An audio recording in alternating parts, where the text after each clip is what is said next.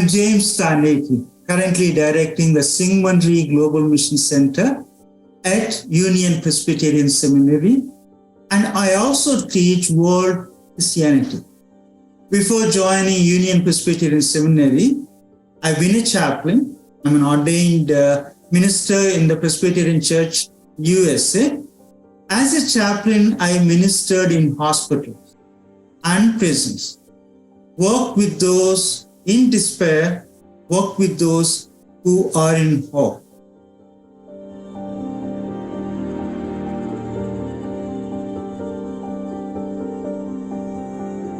How often do we weep and wail? Weep and wail at what's happening to us, to the world. In the New Testament, first century Palestine, we see so many untimely deaths. Deaths of young people, executed or ending their own lives. And in response to the pain, grief, and massive amount of deaths taking place, God's people have evolved rituals of weeping and wailing. You see that in Lazarus' house when his daughter died. You see that in Lazarus' house. Folks from the village coming, weeping and wailing with them. You see that when Jesus was taken to the cross,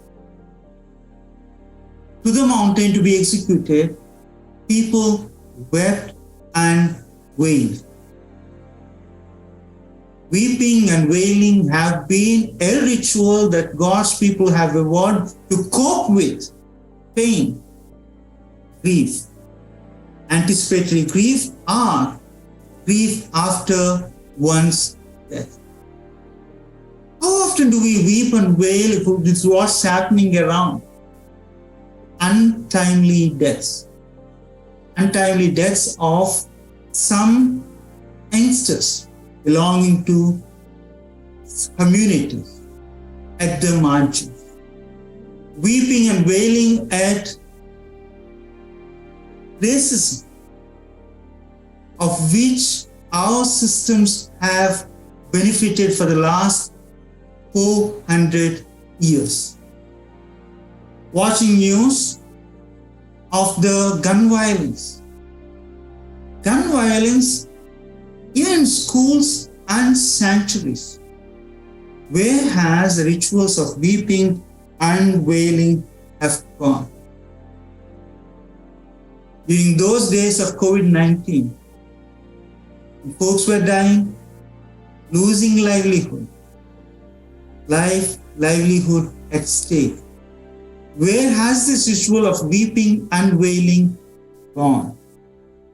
Let me remind you, by not weeping and wailing, we are normalizing the abnormal viruses, racism, alienation, and inequality. By not weeping and wailing, we are internalizing the violence gun and gender-based violence. By not weeping and wailing, we are letting death take control of us. Let's weep and wail.